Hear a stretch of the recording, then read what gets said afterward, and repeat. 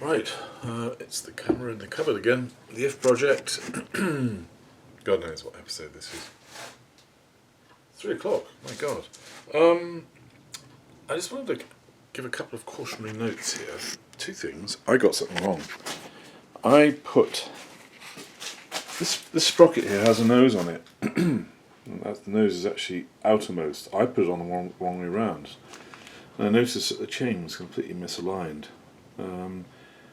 I don't know why I did that, but I have a funny feeling that on the Triumphs, the nose does go in, and I think I was confusing the Triumph with the BSA. But anyway, it's just a cautionary note that the flush side, the side where there's no nose on the end of on the sprocket, that's the one that goes up against the bearing, and there was a shim in there as well. I put all the rollers in. The first time I did it, because it was misaligned, they were tight, and I was thinking, well, there's something not right here. But now I can see that I've actually measured it a straight edge all the way around along the top here, and it's actually pretty on the money now. The other thing is the nuts on the. This is the cush drive. This is the thing that has rubbers inside that takes up the vibration from the engine. I've hardly ever replaced rubbers in these. I never find they need it. On the Tridents are notorious for chewing up the rubbers, but the twins, Triumphs and BSAs, don't seem to. I could be wrong. It could be horrible inside. I've got another one if I need to. But anyway, there are square-ended bolts that fit in behind this cush drive, and it's very easy to forget them. What I normally do is I just normally put the springs on and just put the little nuts on, the brass nuts, just to hold them in place while I put the cush drive on, because it just taps on over the spline. There was a guy I used to love watching him called Lunmad, he was a T120 guy. He had a Triumph T120. Passed away unfortunately because he was actually really good to watch. And he went through all the Triumph stuff, bits and pieces. He actually assembled the whole primary drive, and he forgot to put these bolts, these captive bolts. They're captive in behind the cush drive. I might even have one actually. I can show you that old one that I can show you what it looks like. Somewhere. I did have some. Now where did I put them? In here I think. Yes. This one right there. You see how it's square-ended, and they fit. Actually, I've got another cush drive here. I'm pretty sure they do. Of course the bike's right up against something.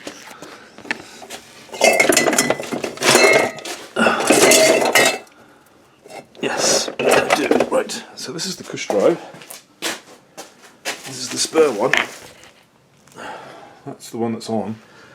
And you can see that's the recess for the springs. For the springs and the brass retaining nuts. And this piece goes in behind like that. And it's squared on the end so that it locks in against the flange there like that. So it's locked in. And that's why I tend to put the springs on and the nuts, because it just holds everything in place while you slide this on. Anyway, Lunmad, bless his heart, he assembled everything and then realised that he'd forgotten to fit these, which is a big... Because of course you've got to draw off... I had to make a puller to draw the sprocket off. Actually I had a puller which did the job, thank God, because they can be an absolute swine to take off without. But anyway, yeah, you've got to take it all apart again. If you don't fit these on, you've got to take the whole primary drive apart again, which is it's not a nightmare, but it's just tedious and annoying. So yeah, make sure you get these on. And I've got a locking plate in here. It's an old clutch plate, and it's actually bolted to a friction plate, so that way it locks the inner cush drive hub with the clutch basket. And then all you have to do is you have to just lock the chain, lock the sprocket. I usually just use a piece of round bolt in there. That's a nice solid casting, so you can't hurt it. I don't have a torque wrench. I've snugged this up. When I put the hub on, it's on a taper. There's a keyway that goes on first.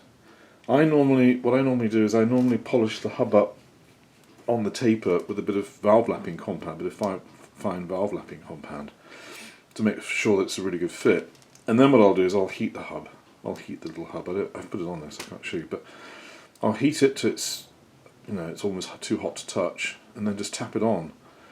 And then just, the nut goes on last of all. There's a big thick washer that goes in there which holds the cush drive on.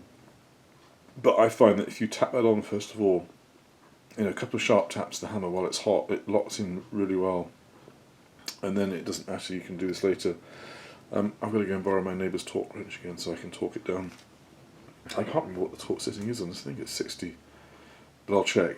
The main shaft you've got to be careful with it because on the BSA and Triumph Twins it's of course hollow for the clutch push. On the Tridents it isn't, it's a solid casting that's longer, but on the Twins it's hollow and you can snap the end off if you over torque it, so it's quite important that you get the torque right, not too tight, not too loose either, because that way the hub can break free of the taper and spin, which has happened to me. It happened to me in France of all places, which was really annoying many years ago. So make sure that torque's right, make sure that taper is in a good a good fit, and valve lapping compound is the best way to do it. Don't use Loctite. That's a disaster, because what will happen is it'll act as a film between the main shaft and the taper of the hub, and it'll actually break free. It's almost like a lubricant in that respect, because you want the metal to metal contact, just metal, nothing in between, no grease, nothing. I wipe them out with isopropyl alcohol to make sure it's absolutely dry, and then I heat it up and tap it on, and that way you've got that metal to metal contact. And I had a friend who kept using Loctite and it kept breaking free, and I kept saying to him, it's because you're using Loctite, and he just wouldn't have it. And I think in the end he bought a new main shaft and a new clutch hub, and he still used Loctite, but that time he got away with it. I don't really know how, but I mean, as long as you lap it in with a bit of valve grinding compound, fine. I usually finish it with a bit of Solvol, and then heat the hub. And then while it's hot, just tap it on. You don't have to whack it on, just tap it so it locks in. Then you shouldn't have a problem with it at all. And we're not dealing with huge horsepower, but so that's the two little warning notes there. I could have cursed when I got this on the wrong way around, and I didn't realise until I'd got till I'd driven it on. So you need a puller to get that off. There's a two on this one. There's two 5/16 Whitworth bolts. But fortunately, I had this little tool which just managed to fit around the sprocket, either side. It clamped on in behind the chain, and I managed to pull it off with that. I mean, it was touch and go because I could feel it bending, but it did do it.